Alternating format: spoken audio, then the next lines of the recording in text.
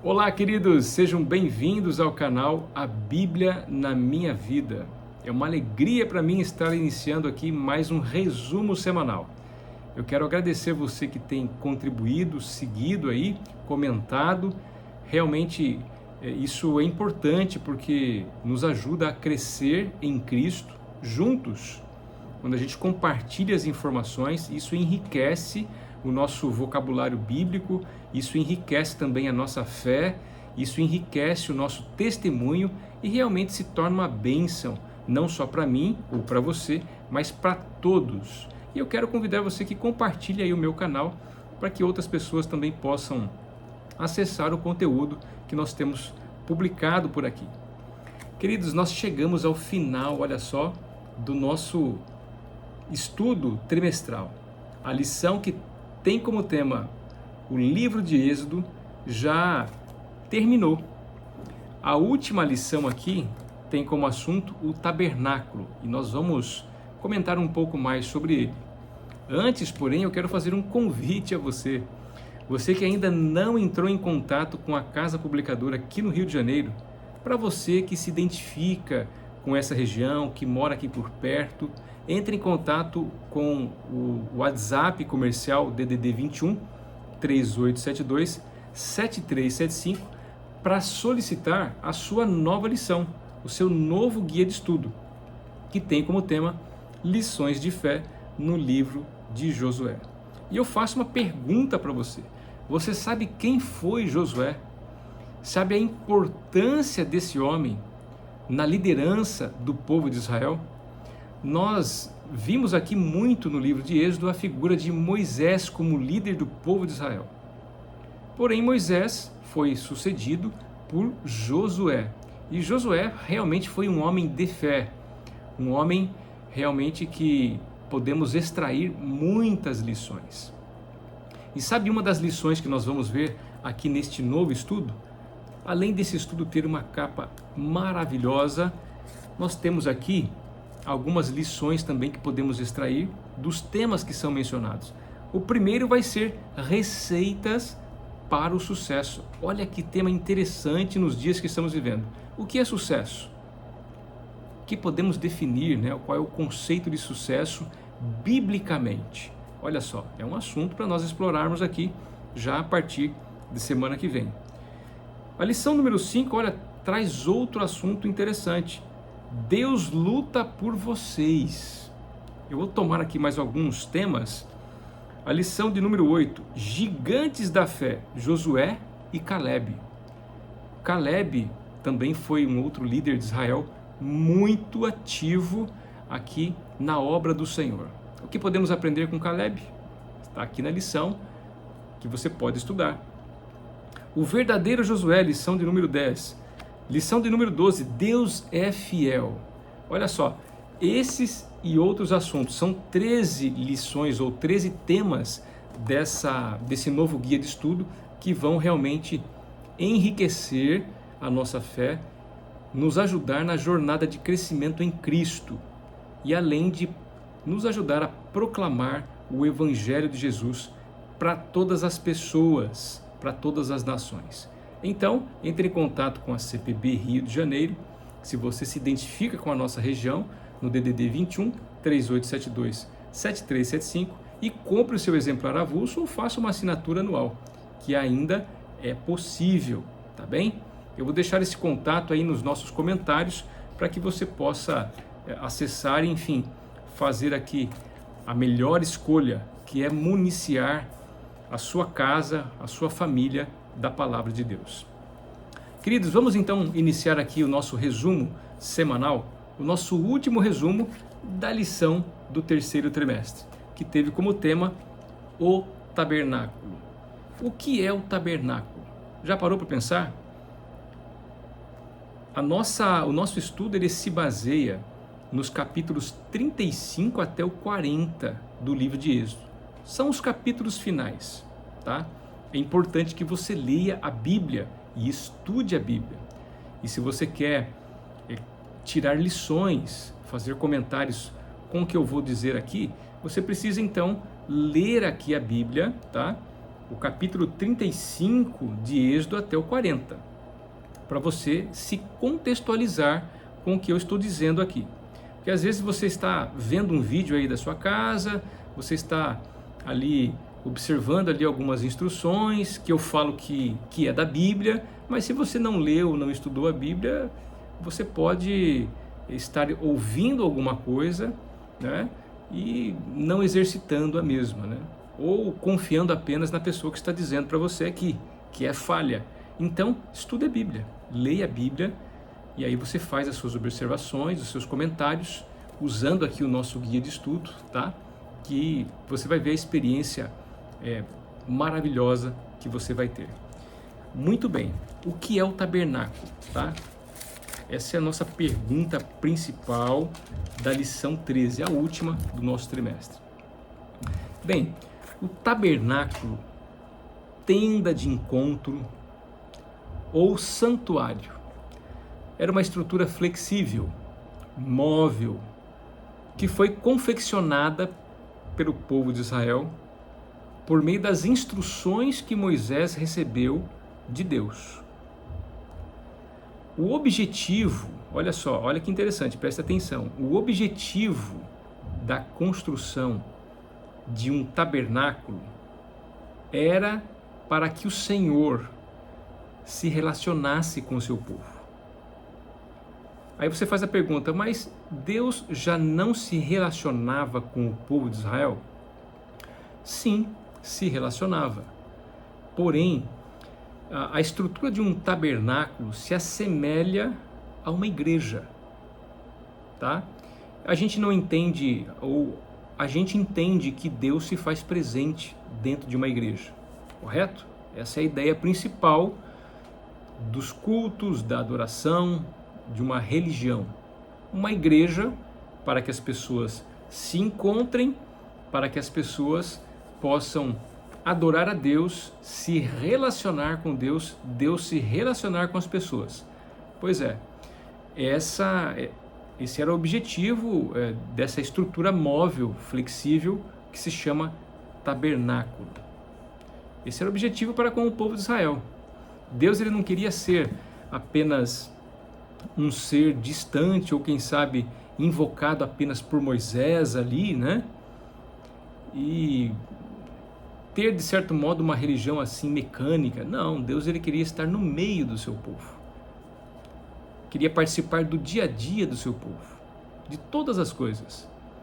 E uma estrutura como essa realmente seria um projeto interessantíssimo para o povo de Israel aprender verdades sobre o Senhor Deus. Verdades que iriam instruí-los na salvação de suas vidas, na salvação espiritual. Por vezes nós vemos aqui que o povo de Israel falhou, pecou, e a gente sabe que o pecado nos afasta de Deus. A Bíblia nos ensina que o pecado causa separação.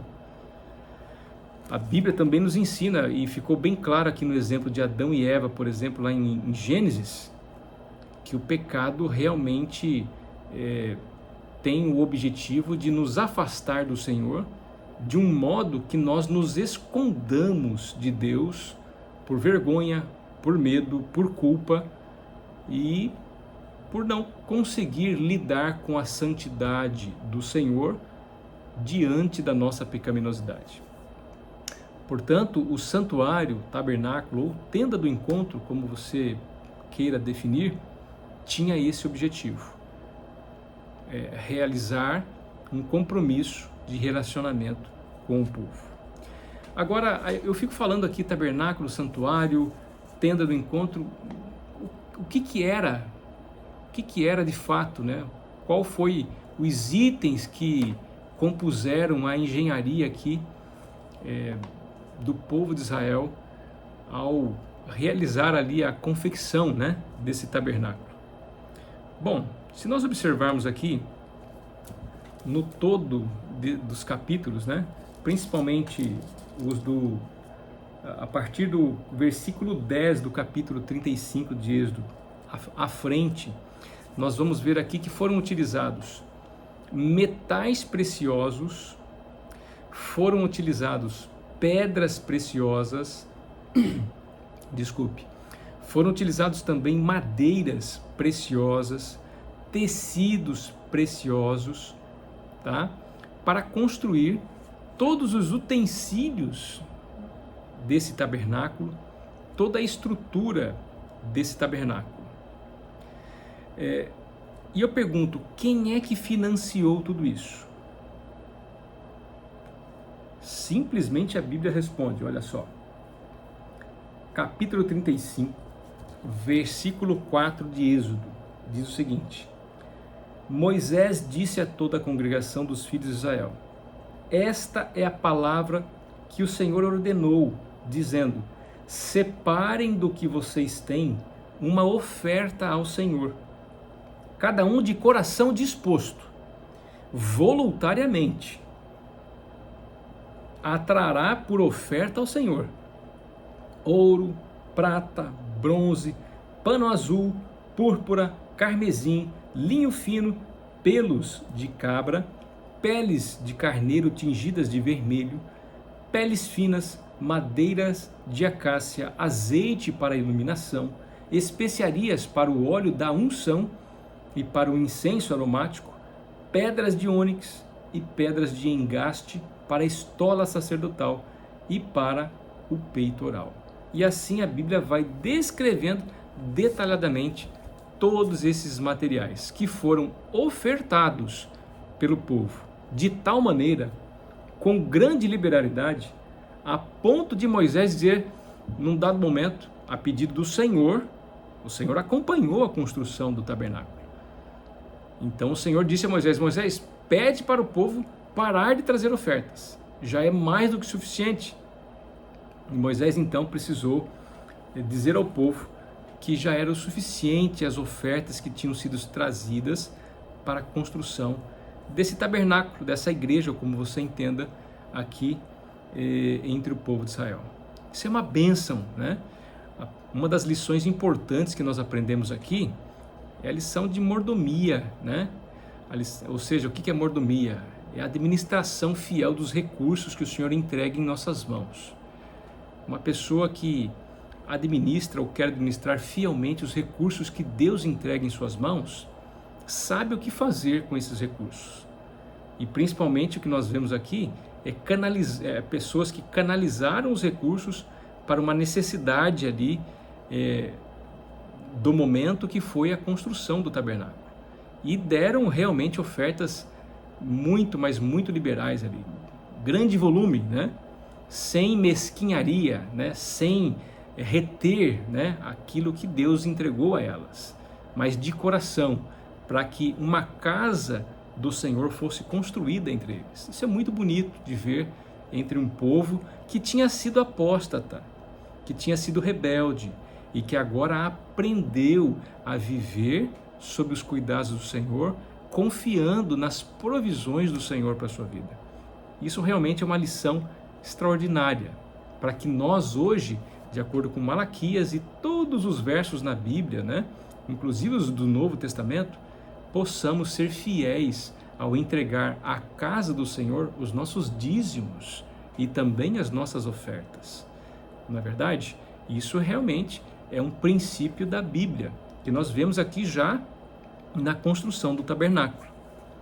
Porém, o que nós podemos aprender mais, né? Eu trouxe essa parte adicional aqui, que não está na lição, mas nós podemos extrair da Bíblia, mas também podemos aqui dar continuidade com este princípio, porque de fato ele nos conduz aqui ao que nós estudamos durante a semana. E durante a semana nós vimos também 3 temas principais: o sábado e o tabernáculo, a didática do tabernáculo e a presença de Deus. São os 3 assuntos que eu queria rapidamente comentar com vocês, que abrangem ao que a lição indicou nesta semana. Quando nós tomamos aqui Êxodo capítulo 35, o verso número 2 do capítulo 35 diz o seguinte: desculpem, 6 dias vocês trabalharão, Mas o sétimo dia lhe será santo, o sábado do repouso solene ao Senhor. Quem nele trabalhar morrerá. Olha só que expressão forte aqui, né? Que Moisés mencionou. E o verso 3 diz: não acendam fogo em nenhuma das suas moradas no dia do sábado. O que é que o sábado tem a ver com os preparativos ou o planejamento de construção do tabernáculo? Queridos, tem tudo a ver. E é o que a lição na parte de domingo trouxe aqui, o sábado do Senhor. A lição ela diz claramente: os que se opõem à observância do sábado afirmam erradamente que ele se destinava apenas aos judeus. E a lição diz mais: além disso, dizem também de modo errôneo que o sábado foi dado aos judeus pela primeira vez no Sinai. Mas mesmo que o sábado não se limitasse aos judeus, ele fazia parte da vida do povo hebreu desde o início. O que nós podemos aprender aqui? O sábado sempre fez parte não só do povo judeu, mas de toda a humanidade. Adão e Eva aprenderam a guardar o sábado.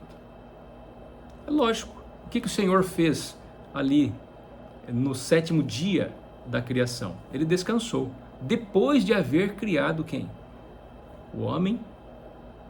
E o homem então descansou com Deus. Então percebam, queridos, que esta falácia que nós encontramos por aí com relação ao sábado, que é algo judaico, cristão, ou que é algo só judaico, que se originou entre os judeus, ele não se equipara ao que a Bíblia diz.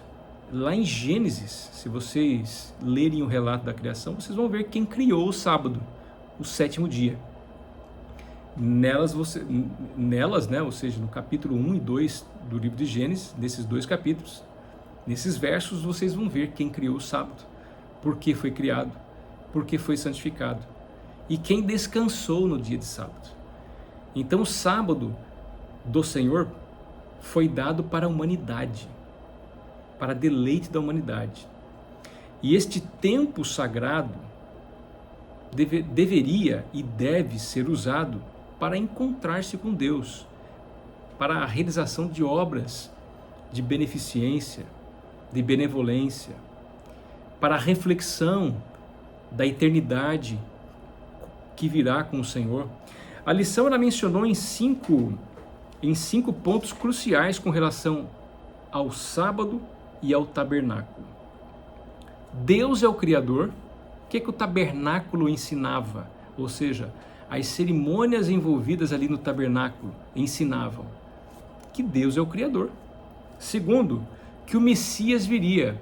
O modo como Deus lidou com o pecado do povo, com o próprio povo, por meio da didática do tabernáculo, ensinava que o Messias viria para ser o Salvador da humanidade, de todos aqueles que se submetessem a Ele em arrependimento, em confissão e confiança na tua graça, e pudesse então ser libertado do pecado definitivamente. O que mais que nós aprendemos aqui na lição da parte do domingo?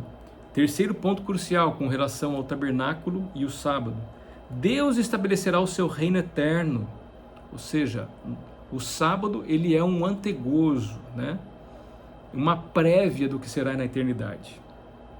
A salvação vem do Senhor é o quarto ponto crucial. E o sábado faz nos lembrar quem é o Senhor, quem é o Redentor ou Libertador.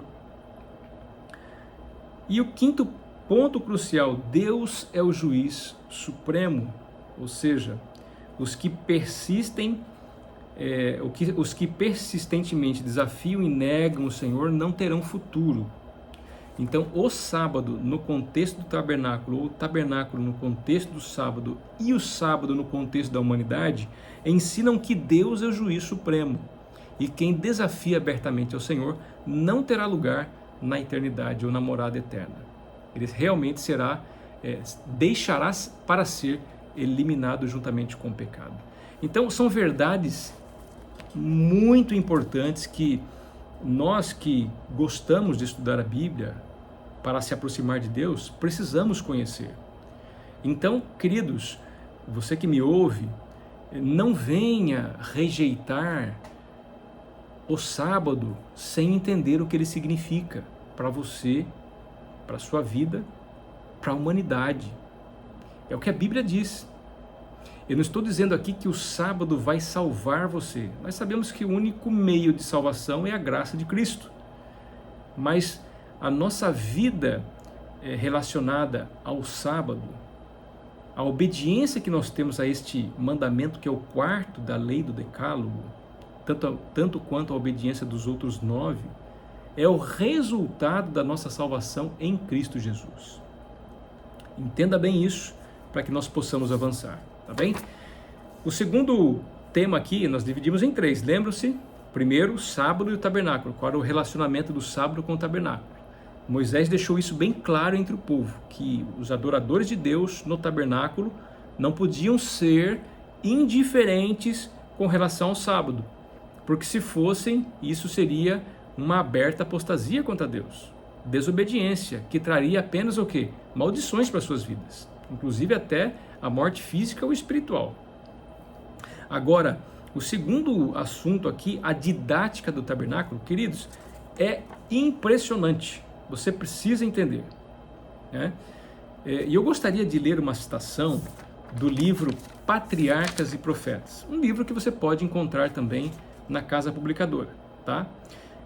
O livro Patriarcas e Profetas, ele traz aqui uma citação, olha, que é uma explicação resumida, assertiva, de forma muito clara, com relação à didática de Deus com o tabernáculo. O que Deus queria ensinar ao povo de Israel por meio das cerimônias realizadas no tabernáculo? Nós já vamos comentar um pouco sobre as cerimônias que eram realizadas no tabernáculo, tá? Para você ficar mais antenado aí com relação a essas ideias. Mas olha essa citação aqui de Ellen White. Livro Patriarcas e Profetas, página 304. Ellen White descreveu o propósito das cerimônias do santuário, ou tabernáculo, né?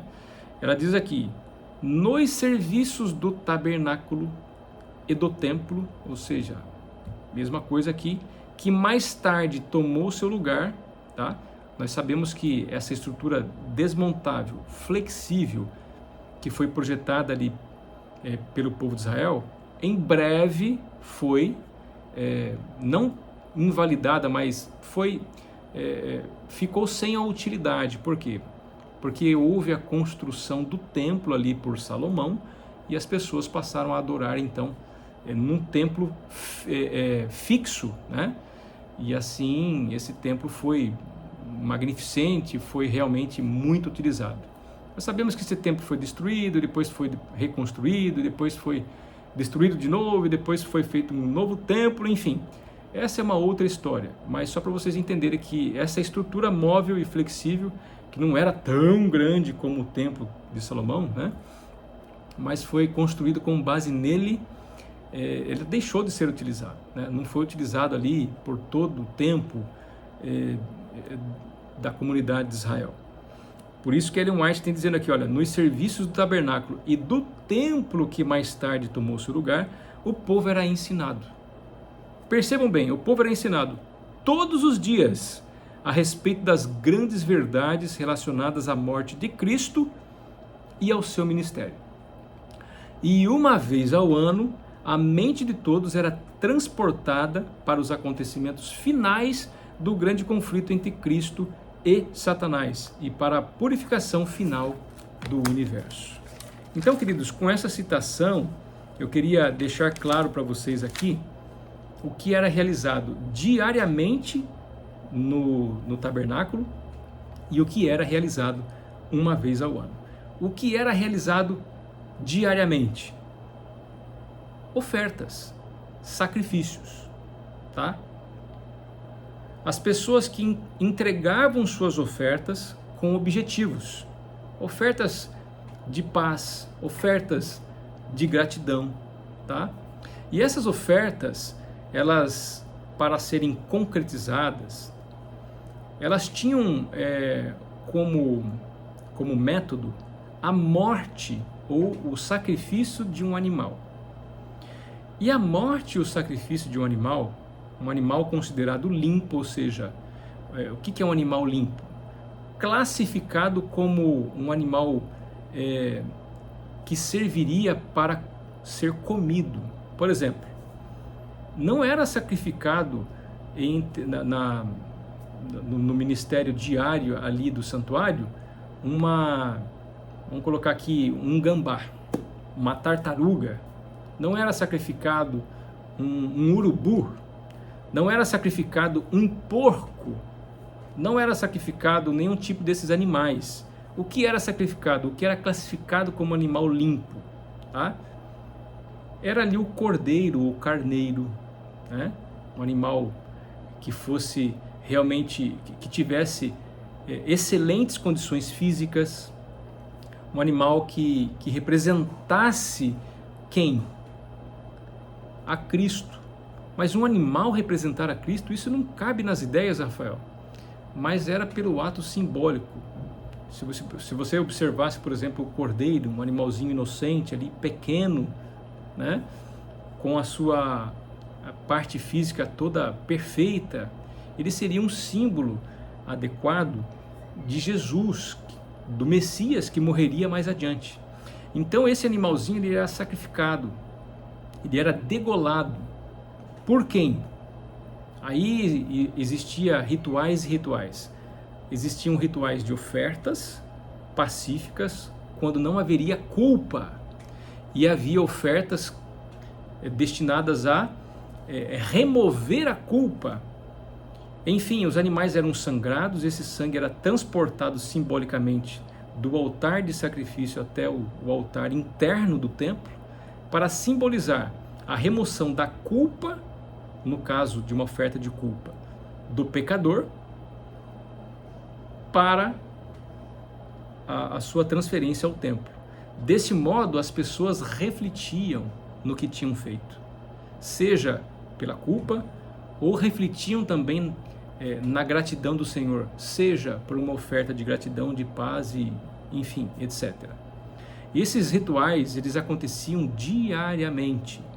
Quem oficiava esses rituais? Eram os sacerdotes. Sacerdotes que foram estabelecidos e ungidos para esse ministério. Chegava um momento que você pode pensar assim, puxa vida, mas mortes de animais, sacrifícios de animais, diariamente, Rafael, o sacerdote, o tabernáculo deveria ser ali uma sujeira danada, né? Olha, lembre-se bem, assim como o tabernáculo foi planejado, foi organizado e confeccionado, naturalmente a limpeza do tabernáculo também foi, tá? Então não se engane que as pessoas sacrificavam o animal, deixavam ali, jogavam, colocavam o sangue ali e pronto. Não, havia ali realmente procedimentos a serem realizados diariamente, a fim de deixar o santuário, o tabernáculo, limpo, organizado, né? Então esses rituais cerimoniais que eram simbólicos e muito significativos e profundos na vida do adorador israelita, tinham uma mensagem significativa, né? Que era o quê? A morte de Cristo e o seu ministério em favor da humanidade. A morte do Messias e seu ministério em favor da humanidade. E uma vez ao ano era realizado um grande ritual de, assim, profunda magnitude. Quando eu digo isso, é que realmente era um ritual muito importante. O Yom Kippur, ou o dia da expiação, ou a festa da expiação, era realizada uma vez ao ano. E esse ritual tinha como objetivo, conforme Ellen White descreveu aqui, promover à mente dos adoradores israelitas os acontecimentos finais entre o grande conflito, do grande conflito, melhor dizendo, entre Cristo e Satanás. Ou seja, os pecados que foram transferidos durante um ano todo, né, por meio de ofertas de culpa ali no santuário, eles eram removidos, transferidos agora para um outro animal. Um animal, ou seja, um bode. E esse bode, ele recebia ali, simbolicamente, a transferência de todos os pecados que eram removidos do santuário para ele. Esse bode, na literatura judaica, representava o bode Azazel, que significa o bode dedicado, ou o bode que representa a Satanás. Esse bode ele era conduzido depois que todo o ritual da purificação era realizado, de transferência da culpa do santuário, começando do Santíssimo, do Santo, do pátio até esse animal. Ele era deixado às mínguas no deserto, onde ele morreria ali de fome, de sede, enfim. Isso representa que a remoção do pecado recairá sobre a responsabilidade única de Satanás. Só que todos aqueles que seguem a Satanás vão participar tanto dessa culpa quanto desse fim trágico que simboliza no papel aqui do bode Azazel a morte eterna. Então esse ritual diário e anual realmente mexia com a mentalidade e com as emoções do povo de Israel. Essa didática do Senhor realmente era significativa e profunda, a ponto de que as pessoas faziam uma outra festa após a festa da expiação, que era a festa dos tabernáculos. A festa dos tabernáculos tinha um outro significado. Depois que as pessoas ali finalizavam os rituais envolvendo a festa da expiação, a purificação do tabernáculo, elas realmente festejavam, elas realmente se alegravam e construíam acampamentos ao redor ali do tabernáculo e chamariam aquilo de festa dos tabernáculos. Ou seja, qual é o significado? Deus habitando entre o seu povo por toda a eternidade. Esse era o significado da festa dos tabernáculos. Ou seja, a mente do adorador é transportada à eternidade depois de todo o problema do pecado resolvido.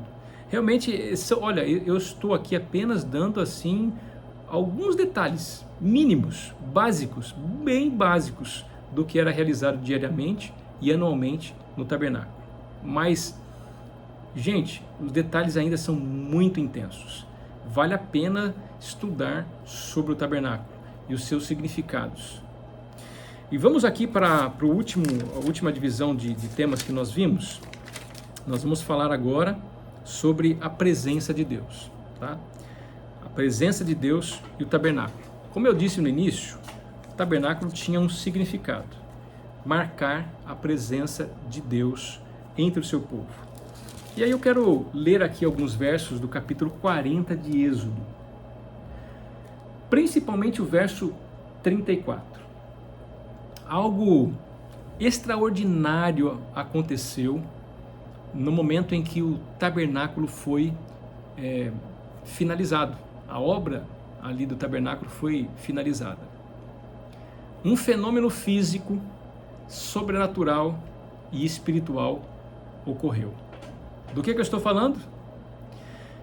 Se nós nos lembrarmos aqui, desde Êxodo ali, no capítulo 13, lá no início, né, nós vimos que quando o povo de Israel saiu de Sucote, ele estava ali perante o Mar Vermelho, estava para atravessar o Mar Vermelho, ele saiu de Sucote, iria atravessar o Mar Vermelho e então adentrar ao deserto para continuar a sua jornada até Canaã, a terra prometida. Dois elementos da natureza acompanharam o povo. De dia, vocês lembram? Nós comentamos aqui inclusive, hein? Lá nos estudos iniciais. Primeiro a nuvem, segundo o fogo. A nuvem de dia e o fogo à noite. Uma coluna de nuvem durante o dia, uma coluna de fogo durante a noite. Vejam o que aconteceu na inauguração do tabernáculo. Eu vou ler aqui, capítulo 40, tá? No verso 34. Então a nuvem cobriu a tenda do encontro, e a glória do Senhor encheu o tabernáculo. Moisés não podia entrar na tenda do encontro porque a nuvem permanecia sobre ela. E a glória do Senhor enchia o tabernáculo. Quando a nuvem se levantava de sobre o tabernáculo, os filhos de Israel seguiam adiante em todas as suas jornadas. Se a nuvem, porém, não se levantava, não seguiam adiante até o dia em que ela se levantava. De dia, a nuvem do Senhor repousava sobre o tabernáculo, e de noite havia fogo nela, à vista de toda a casa de Israel, em todas as suas jornadas. Querido, você que leu os capítulos de Êxodo todo, parabéns! Você vai constatar o que eu constatei. Queridos, a coluna de nuvem e a coluna de fogo não deixaram de acompanhar o povo de Israel em suas peregrinações no deserto. Desde seu início da jornada lá em Sucote até a entrada em Canaã. É impressionante. O que isso significa? Significa a presença de Deus contínua com o seu povo. Deus é uma nuvem? Deus é o fogo? Não. Deus usou esses elementos naturais ou da natureza para revelar-se ao seu povo, para se tornar visível ao seu povo. Percebam que a nuvem, a coluna de nuvem, ela pairou sobre o tabernáculo ou o santuário ou tenda, e depois a nuvem baixou e encheu o santuário. E isso nós chamamos de Shekinah. Essa glória que baixa, que enche o templo ali, ou o tabernáculo, nós chamamos de glória do Senhor, ou a Shekinah, a presença do Senhor ali. Shekinah é um termo que não consta na Bíblia, tá? Porém, o procedimento que envolve uma Shekinah se encontra na Bíblia. Ou seja, é a glória do Senhor que desce e enche, ou encheu o tabernáculo, como diz aqui o verso 34. E mais interessante ainda, meus queridos, olha só, era o dia em que o tabernáculo foi inaugurado. Nós vemos aqui o verso 16 de Êxodo 40. E Moisés fez tudo segundo o Senhor lhe havia ordenado, no primeiro mês do segundo ano. No primeiro dia do mês, o tabernáculo foi armado. Percebam que aqui pelo menos dois referenciais de tempo. Primeiro mês, segundo ano, primeiro dia do mês. Quando o tabernáculo foi inaugurado? É simples. Segundo ano aqui, qual é a referência? É a saída lá do Egito. Então, provavelmente cerca de 9 meses depois, um ano depois, que eles saíram do Egito. E 9 meses depois que eles iniciaram a jornada, o tabernáculo foi confeccionado. E interessante que esse mês aqui é o mês de Abib, ou Nissan, que no calendário judaico, religioso judaico, equivale ao mês gregoriano, aos meses gregorianos, né, que é o nosso calendário, março ou abril. E que festas religiosas eram realizadas da segunda quinzena de março até a primeira quinzena de abril? A festa da Páscoa, a festa dos pães asmos e a festa das primícias, e posteriormente a festa dos Pentecostes. Que ocasião extraordinária para inaugurar o templo. Eu não estou dizendo inaugurar o tabernáculo, não estou dizendo que o tabernáculo foi montado na festa da Páscoa, não, porque não foi alguns dias antes, mas posterior a essa ocasião, haveriam então de ser comemorado como festa perpétua a festa da Páscoa, dos pães asmos, das primícias e posteriormente a festa dos Pentecostes, que eram os festivais da primavera. Em outono nós sabíamos que tinha outras 3 festas outonais, né? Que seriam a festa das trombetas, a festa da expiação e a festa dos tabernáculos. Estas 7 festas acompanhavam a vida de Israel, a cultura de Israel, a religiosidade de Israel. Todas envolvidas no contexto do tabernáculo e todas significativas, levando ao adorador israelita a pensar em Deus e em suas ações para lidar com o ser humano, com o pecado e com a justiça e com a misericórdia e com a salvação ou redenção definitiva da humanidade. Queridos, é uma alegria para mim poder estudar isso, é uma alegria para mim poder estar transmitindo a você, mas chegou o momento de finalizar. E eu faço uma pergunta: Moisés confeccionou o modelo exato de tabernáculo conforme o que Deus orientou? Se vocês lerem ali, né, em Êxodo, lá no capítulo 25, Êxodo capítulo 25, verso 8, nós vamos ver que Deus pediu para que Moisés construísse um santuário para habitar no meio deles. E esse santuário deveria ser conforme o modelo. Que modelo? O modelo que está no céu. Moisés construiu o tabernáculo terrestre exatamente igual ao modelo que está lá no céu? Não, meus queridos, eu queria finalizar com essa pergunta, por quê? Porque é importante.